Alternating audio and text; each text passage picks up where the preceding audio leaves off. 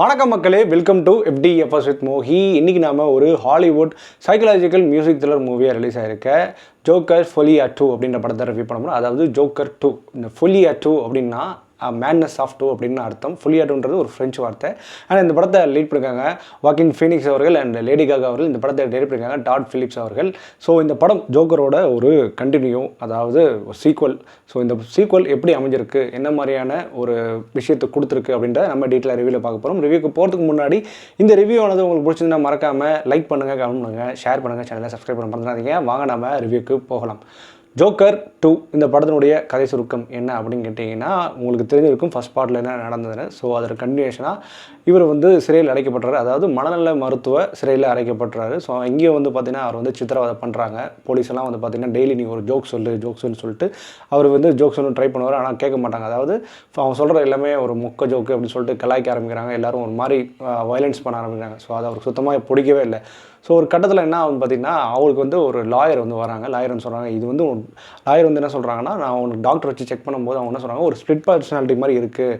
Maybe அது வந்து, அதாவது ஜோக்கர்ன்ற வடிவத்தில் உனக்கு வந்து ஒருத்தவங்க இருக்கான் உள்ளுக்குள்ளே, அவன் தான் எல்லாத்தையும் இந்த 5 பேரை கொலை பண்ணியிருக்கான். ஸோ அதனால் நம்ம வந்து கேஸில் கோர்ட்டில் போயிட்டு கேஸ் முறையிட போகிறோம் அப்படின்னு சொல்கிறாங்க. ஸோ அதனால் கேஸ் ஆரம்பிக்கும் போது அந்த சிறையில் வந்து பார்த்திங்கன்னா இன்னொருத்தவங்களை மீட் பண்ணுறாங்க. அவங்க தான் வந்து லேடி காகா வந்து பார்த்தோன்னே ஒரு அட்ராக்ஷன். லேடி காக்கும் இவங்களும் அட்ராக்ஷன். ஆக்சுவலி லேடி காகா வந்து இவர் பார்க்கறதுக்காக தான் சிறைக்குள்ளேயே வந்திருப்பாங்க. ஸோ இவங்க 2 பேருக்கு வந்து காதல் வயப்படுறாங்க. காதல் வயட்டுக்கப்புறம் 2 பேரும் அப்படி இப்படின்னு ஆயிடுறாங்க. ஸோ அதுக்கப்புறம் வந்து எப்படியாச்சும் இவர் மீட்டு கொண்டு வரணும்னு ஆசைப்படுறாங்க. அதாவது லேடி காகா வந்து பார்த்திங்கன்னா ஜோக்கர்ன்ற விஷயம், அந்த பர்சன் தான் பிடிச்சிருக்கு. ஸோ இந்த நார்மல் பர்சன் அவங்களுக்கு சுத்தமாக பிடிக்காது. ஸோ இதுக்கப்புறம் எப்படி அந்த கேஸை வென்று வந்தாரா ஜோக்கர், அதாவது நம்ம ஃபீனிக்ஸ் அவர்கள் வந்தாரா இல்லைன்ற அந்த படத்தினுடைய ஒட்டுமொத்த கதையை. ஆக்சுவலி கதை கேட்கறது விட பெருசாக இருக்கலாம், ஆனால் படம் வந்து ரொம்ப சிம்பிளாக இருந்தது. ஸோ இந்த படத்தினுடைய பாசிட்டிவ் அண்ட் நெகட்டிவ் பற்றி பேசுவோம். முதல் பாசிட்டிவ் அப்படின்னு கேட்டிங்கன்னா, டெக்னிக்கலி ரொம்ப சவுண்ட்ஸ் குட். எஸ்பெஷலி சினிமாட்டோகிராஃபி எல்லாமே லோ லைட்ஸில், முக்கியமாக வந்து நைட்ஸில் தான் நிறையா சீக்வன்ஸ் இருக்குது. அந்த சிறை அப்படின்னும் போது எப்படி இருக்கும் தெரியும், ஒரு டார்க்னஸ், அந்த டார்க்கில் சின்ன மெல்லிய ஒரு சின்ன லைட் போட்ட மாதிரி சின்ன விஷயங்கள் இருக்கும். அது மாதிரி இந்த படத்தில் மட்டும் ஒரு 11 சாங்ஸ் இருக்குது. ஸோ இதே யோசிச்சுக்கோங்க. ஸோ 11 சாங்ஸ் இருக்குது. இந்த படத்தோட டியூரேஷன் பார்த்தீங்கன்னா லிட்டரலி ஒரு 2 hours 20 minutes அவ்வளோதான். ஆனால் 11 சாங்ஸ் அது மட்டுமே லிட்டரலி பார்த்திங்கன்னா ஒரு 1/2 hourக்கு மேலே எடுத்துருது. 1/2 hour அதுக்கும் மேலேயே எடுத்துருது.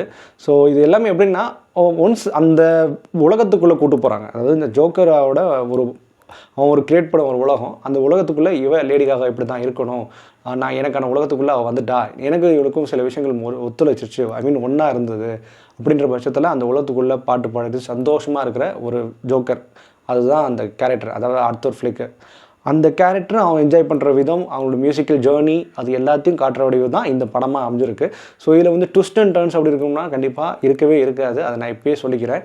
So technically first sound good, சினிமாட்டோகிராஃபியாக இருக்கட்டும், இந்த படத்தில் எடிட்டிங் கேட்டாரும், எஸ்பெஷலி மியூசிக் இந்த படத்தில் ஒரு டாப் நாச்சான பர்ஃபார்மன்ஸ் சொல்லலாம். ஏன்னா மியூசிக்கல் நம்மளுக்கு எப்படின்னு தெரியல, ஹாலிவுட் சைடில் மேபி ஸ்ட்ராங்காக இருக்கும். நல்ல மியூசிக்கல் ஒர்க்கு ரொம்பவே ஸ்ட்ராங்காக இருந்திருக்கு இந்த படத்தில். ஸோ ஸ்டோரி பேஸாக வந்து சொல்லணும்னா, நான் ஆல்ரெடி சொன்ன மாதிரி 11 பாடல்கள் அடங்கிய இது வந்து ஒரு மியூசிக்கல் படம்.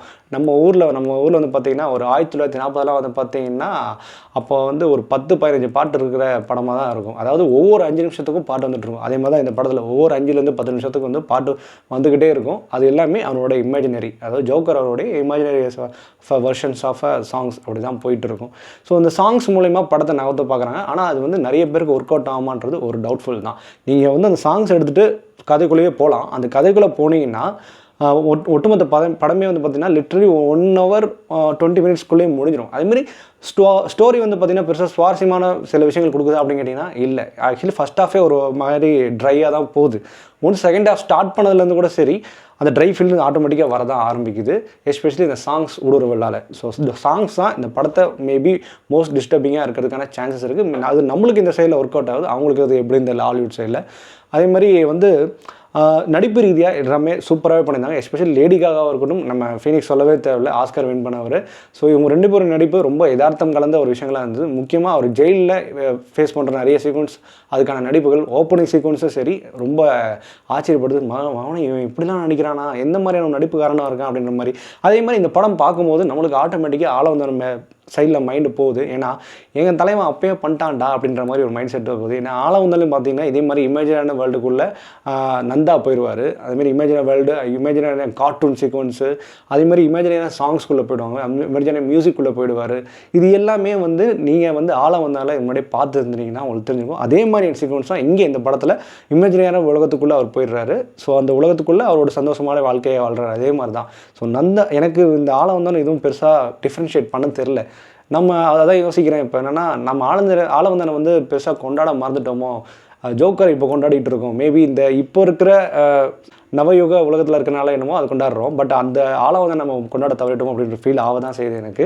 அண்ட் மோர் ஓவர் வந்து பார்த்திங்கன்னா இந்த படத்தில் வேறு என்ன குட் சொல்கிறேன்ற மாதிரி எனக்கு பெருசாக ஃபீல் ஆகலை. நடிப்பது தவிர்த்து டெக்னிக்கல் விஷயங்களை தவிர்த்து பெருசாக அந்தளவுக்கு அட்ராக்ட் பண்ண மாதிரி சீக்வன்ஸாக அமையலை. நீங்கள் ஜோக்கர் 1 பார்த்துட்டு ஜோக்கர் 2 பார்க்குறீங்கன்னா உங்களுக்கு நிறைய விஷயங்கள் டிசப்பாயின்மெண்ட்டாக இருக்கான சான்சஸ் இருக்குது. ஒரு சில விஷயங்கள் இந்த ஸ்க்ரீன் பிளேக்கு உண்டான சில விஷயங்கள்லாம் அமையுது. ஆக்சுவலி ஹாலிவுட்டில் வந்து பார்த்திங்கன்னா நிறையா மியூசிக்கல் ரீதியான படங்கள் வந்திருக்கு. ஸ்டீவன் ஸ்பீல்பர்க் கூட ரீசெண்டாக ஒரு படம் எடுத்திருந்தார். அது கூட ஆக்சுவலி பார்த்திங்கன்னா ரொமான்ஸ் பேஸில் இருந்தது. பட் இதில் வந்து ரொமான்ஸ் அந்த மாதிரி சீக்வன்ஸ்லாம் இல்லை. இவங்க 2 பேர் லவ் பண்ணுறாங்க. ஆனால் இவங்க 2 பேருமே வந்து கெட்ட பசங்க தான். கெட்ட பசங்க லவ் பண்ணிக்கிறாங்க. அவ்வளோ வித்தியாசம். அதுமாதிரி கிளைமேக்ஸும் சரி அந்தளவுக்கு பெருசாக எஃபெக்ட் கொடுக்கல. இது நம்மளுக்கு கிளைமேக்ஸ் இதுதான் நடக்க போகுதுன்றது ஆரம்பத்தில் என்னால் ப்ரெடிக்ட் பண்ண முடியுது. ஏன்னா நீங்கள் ட்ரைலர் கட்டில் எல்லாத்தையும் படத்தை காமிச்சிட்டாங்க. இது டாப் டு எண்ட் இதுதான் நடக்க போகுதுன்றது. ஆக்சுவலி அந்த 2 minutes ட்ரைலர்லேயே இந்த படத்தை ஈஸியாக ப்ரெடிக்ட் பண்ணிடலாம். அந்த ப்ரெடிக்ட் பண்ண கதையை தான் இங்கேயும் நடந்திருக்கு. வேறு எதுவும் டிஃப்ரென்ஷியேட்டாக வெறும் பெருசாக ஒர்க் அவுட் ஆகலை. நிறைய பேருக்கு இது ஒர்க் அவுட் ஆகும் அப்படிங்கன்னா ஒர்க் அவுட் இருக்கான சான்சஸ் மிக மிக கம்மி அப்படின்னு தான் சொல்லுவேன். ஸோ ஒட்டுமொத்தத்தில் இந்த படத்தை பார்க்கலாமா வேணாமா, இல்லை கண்டிப்பாக பார்த்தே தீரணும் அப்படின்னு கேட்டிங்கன்னா, நம்ம வந்து நீங்கள் பார்க்காதீங்கன்னு சொன்னால் கூட பரவாயில்ல. ஜோக்கர் ஃபஸ்ட்டு பார்த்தவங்க கண்டிப்பாக பார்க்க தான் செய்வாங்க. ஸோ அதை அவங்கள தவிர்க்க முடியாது. பட் என்னை பொறுத்த வரைக்கும் இந்த படம் வந்து அந்தளவுக்கு ஒர்க் அவுட் ஆகாத படம். ஒரு ஒன் டைம் வாட்சபிள் படம். அது மட்டும் இல்லாமல் நீங்கள் வந்து இந்த ஹாலிவுட் சாங்ஸ் கேட்பீங்க, இல்லை இந்த மாதிரிலாம் சாங்ஸ் கேட்ட படங்கள்லாம் எனக்கு பிடிக்கும்னா நீங்கள் உங்களுக்கு ஓகேவாக இருக்கும். மற்றபடி நிறைய பேருக்கு ஒர்க் அவுட் ஆகாது அப்படி தான் சொல்ல விரும்புகிறேன். இந்த படத்தை நம்ம கொடுக்கக்கூடிய ரேட்டிங் என்ன அப்படின்னு கேட்டிங்கன்னா 5க்கு 3. ஓகே மக்களே, இந்த ரிவ்யூ பிடிச்ச நம்புறேன். இந்த ரிவ்யூ பிடிச்சா மறக்காமல் லைக் பண்ணுங்கள், கமெண்ட் பண்ணுங்கள், ஷேர் பண்ணுங்கள், சேனலை சப்ஸ்கிரைப் பண்ண மறந்துடாதீங்க. And stay with me FDFS with மோகி.